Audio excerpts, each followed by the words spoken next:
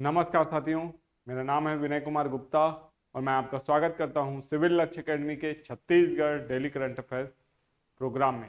तो आज हम लोग शुरू करेंगे आज के करंट अफेयर्स शुभ विचार के साथ। तो देखते हैं, जिंदगी में आप कितनी बार हारे ये कोई मायने नहीं रखता, क्योंकि आप जीतने के लिए ही पैदा हुए हैं। ठीक है, तो इस बात को याद रखना है, इस विचार को याद रखना है और इसी विचार के साथ हम लोग आगे बढ़ते हैं पहले क्वेश्चंस की ओर। तो पहला क्वेश्चन है, छत्तीसगढ़ में नई पर्यटन नीति कब लागू होगी? तो अभी अभी हाल ही में औद्योगिक नीति जो 24 से 30 के लिए थी वो लागू हुई। अब नई पर्यटन नीति भी लागू हो रही है। तो ये कब से लागू होगी? तो इसको याद रखना है, ऑप्शन बी 1 अप्रैल 2025 से नई पर्यटन नीति लागू की जा रही है। और आपको बता दें कि जो राज्य शासन है उसने पर्यटन को एज अ उद्योग प्रमोट किया है और इसे एक उद्योग के रूप में विकसित करने की और इसमें लगातार प्रगति करने का कार्य करने का संकल्प किसने किया है? राज्य सरकार ने किया है। तो इसको देखते हैं इसके डिटेल में। तो यहाँ पे आप देख सकते हैं छत्तीसगढ़ में पर्यटन को उद्योग का दर्जा दे दिया गया है। नई पर्यटन नीति अप्रैल 2025 से लागू होगी और नई पर्यटन नीति के जो काल है ये 2025 से 30 बताया जा रहा है। ठीक है, छत्तीसगढ़ पर्यटन बोर्ड की स्थापना यहाँ पे बहुत इंपॉर्टेंट है, इसको भी आपको ध्यान देना है। ये 18 जनवरी 2002 को इसकी स्थापना की गई थी। आप देखिए, इसे 8/4/2003 को फर्म या सोसाइटी अधिनियम के तहत पंजीकृत किया गया था। और संस्कृति एवं पर्यटन जो मंत्री थे पहले, वो कौन थे? बृजमोहन अग्रवाल थे। लेकिन अभी तो ये सांसद, माननीय सांसद हो गए हैं, तो अभी वर्तमान में ये मंत्री नहीं है, ये याद रखना है। जो भी इनके मंत्रालय थे अभी वो फिलहाल विष्णुदेव साय के पास ही, यानी मुख्यमंत्री के पास ही हैं। ठीक है, तो इसको याद रखना है। आगे चलते हैं, छत्तीसगढ़ के किस अधिकारी ने सबसे लंबे समय तक मुख्य सचिव रहने का रिकॉर्ड बनाया है? बहुत ही इंपॉर्टेंट प्रश्न है। सबसे लंबे समय तक मुख्य सचिव, जो कि राज्य का सबसे बड़ा पद होता है, उस पर रहने का रिकॉर्ड बनाया है अमिताभ जैन ने, जो कि सबसे लंबे समय तक मुख्य सचिव यानी राज्य शासन या राज्य जो होता है उसमें सर्वोच्च प्रशासनिक अधिकारी होता है मुख्य सचिव। तो उस पद पे सबसे लंबे समय तक कौन रहे हैं? अमिताभ जैन रहे हैं। अपने रिटायरमेंट तक ये इस पद पर बने रहेंगे, तो इसको देखना है आगे। ठीक है, यहां आप देख सकते हैं अमिताभ जैन का कार्यकाल, अब रिटायरमेंट जो है उनका कब है?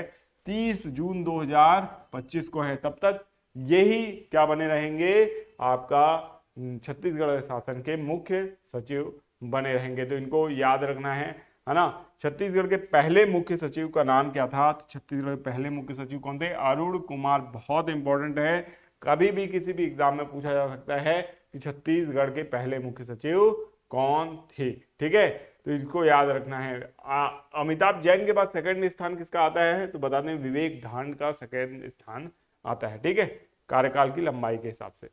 नेक्स्ट क्वेश्चन में आते हैं, हाल ही में आयोजित किस राज्य की मंत्रिमंडल की बैठक में महापौर और नगर पालिका अध्यक्ष का चुनाव प्रत्यक्ष कराने का निर्णय लिया गया है? हाल ही में मंत्रिमंडल की बैठक में यह फैसला लिया गया है और ये छत्तीसगढ़ शासन का फैसला है। छत्तीसगढ़ में अभी तक जो अध्यक्ष का चुनाव हो रहा था पिछले 5 वर्षों में, वो कैसे हो रहा था? अप्रत्यक्ष निर्वाचन से हो रहा था। पार्षद ही अध्यक्ष का चुनाव करते थे। ठीक है, लेकिन अब ऐसी कोई संभावना नहीं रह जाएगी, क्योंकि जनता को फिर ये राइट दिया जा रहा है और कह सकते हैं डायरेक्ट डेमोक्रेसी को प्रमोट किया जा रहा है ना।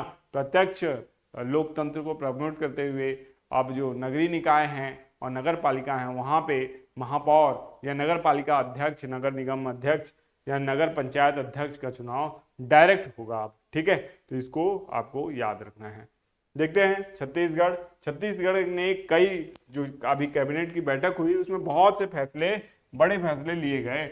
उसमें ये भी फैसला था कि अब जो चुनाव होंगे उसमें अध्यक्ष का चुनाव, महापौर का चुनाव क्या होगा? डायरेक्ट होगा। जनता खुद ही इसका फैसला करेगी कि अध्यक्ष कौन बनेगा। ठीक है, देखते हैं छत्तीसगढ़ सरकार ने किस महामार्ग को नागपुर से रायपुर तक विस्तार करने का प्रस्ताव केंद्र के पास भेजा? बड़ा ही इंपॉर्टेंट क्वेश्चन है, बहुत ही इंपॉर्टेंट क्वेश्चन है। इसका सही जवाब है ऑप्शन ए, समृद्धि महामार्ग को अब कहां तक जोड़ने की बात की जा रही है? रायपुर तक जोड़ने की बात की जा रही है। तो ये याद रखना है, समृद्धि महामार्ग किससे के किसके बीच में है?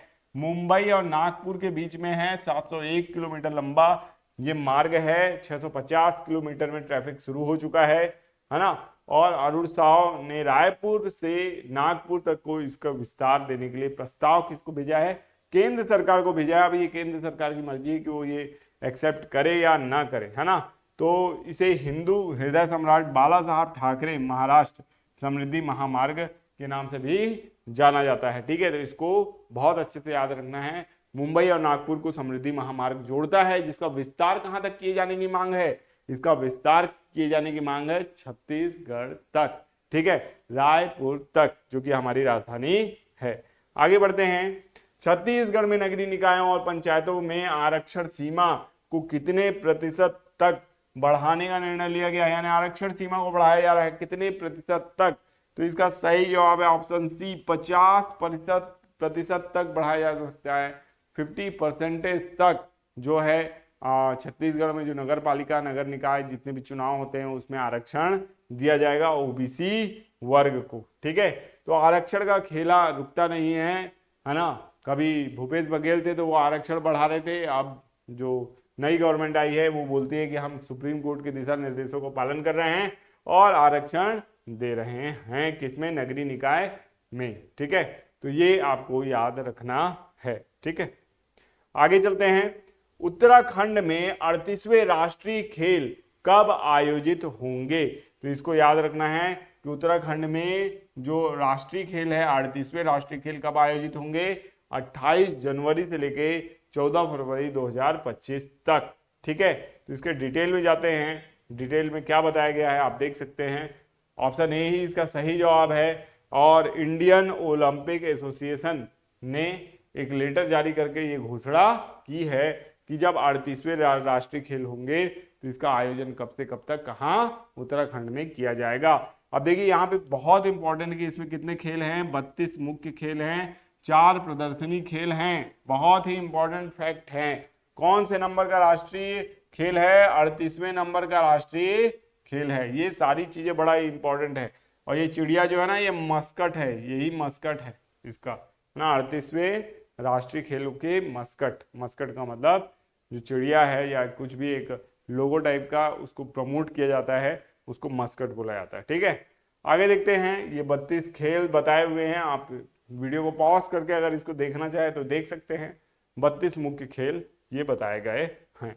आगे चलते हैं नेक्स्ट क्वेश्चन की ओर। CMIE रिपोर्ट के तहत नवंबर में बेरोजगारी दर कितने % कम होकर अक्टूबर में 4.7% रही थी, ठीक है। तो अब कम होकर कितनी हो गई है, तो इसका सही जवाब है 8% बेरोजगारी दर हो गई है। तो यहाँ पे आप देख सकते हैं 8%, अब 8% रह गई है, यानी थोड़ी कमी आई है बेरोजगारी में, बेरोजगारी की दर में, है ना। सितंबर 2024 में 7.80 से बढ़कर अक्टूबर में 10.10% हो गई थी, 10.10% हो गई थी। अब पुनः कम होकर कहाँ आ गई है, 8% में आ गई है। इसको याद रखना है, ठीक है। आगे बढ़ते हैं। संयुक्त राष्ट्र कन्वेंशन की पार्टियों का 16वां सम्मेलन जो था वो कब और कहां आयोजित हो रहा है ना। को तो कॉन्फ्रेंस ऑफ पार्टीज की बात हो रही है, ये कहां और कब हो रहा है, तो ये ऑप्शन ए इसका सही जवाब है। 2 से 13 दिसंबर 2024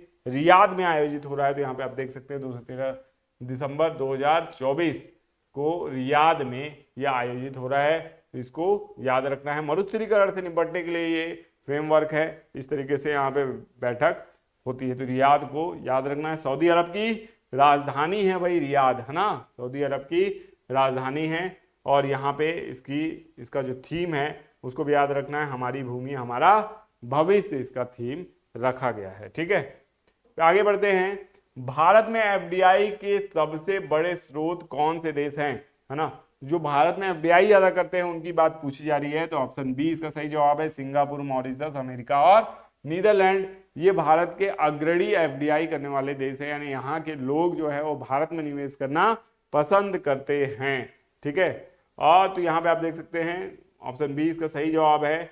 एफडीआई के सबसे बड़े स्रोत में सिंगापुर जो कि 7.53 billion dollar, Mauritius 5.74 billion dollar, America 5.335 और नीदरलैंड 3.58 बिलियन डॉलर इनका क्या है, निवेश है भारत में। ठीक है, तो भारत में बहुत ज़्यादा निवेश ये लोग करते हैं और उसी क्रम के आधार पर सिंगापुर, मॉरिशस, नीदरलैंड और अमेरिका को लिया जाता है आंसर। ठीक है, तो इसको याद रखना है। ये छमाही का है ना, पहली छमाही का ये आंकड़ा है, तो इसको उतना बल नहीं देना है।